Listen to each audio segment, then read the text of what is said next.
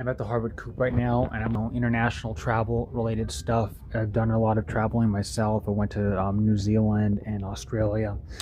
I accomplished two major things on my bucket list, and I'm really that. Australia, New Zealand, and Chile. My next one is Israel, the Holy Land, which I really want to accomplish.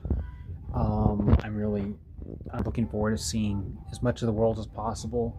There's Chile, one of the countries I've been to, and I've actually very proud of the travel that I've done.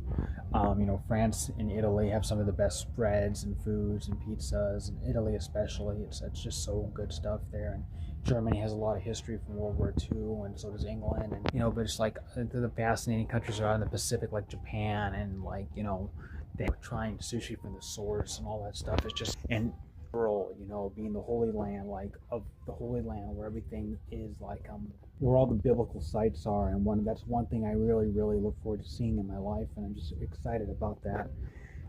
That's still a holdout, but I really want to do that. I'm also looking at LGBTQ books, and this is a very complex topic. I firmly do believe that love is love, and that this topic's very complex. At the end of the day,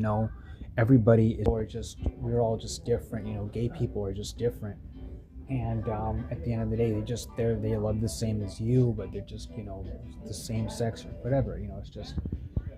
It's just one thing that as a society I feel like we got to really progress on, and I felt like until this political climate, I feel like we were making a lot of progress, but we've just turned the clock back significantly, especially with the political climate of today, and it's something I really worry about.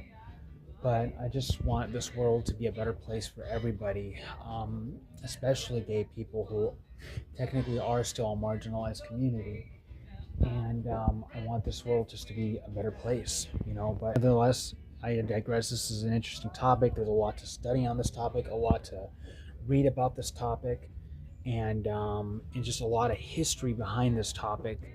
It's as controversial as it is, but and there's many other books here, genres of books that just interest me, and there's health stuff over there, and that's another topic I'm interested in, and medicine and health. I've always been a big health guy, always like all of the bad ingredients and foods and all that. I've studied that since I was a child, history, and one of the most places in Boston. It's just a whole world of books to learn and to educate and to understand things.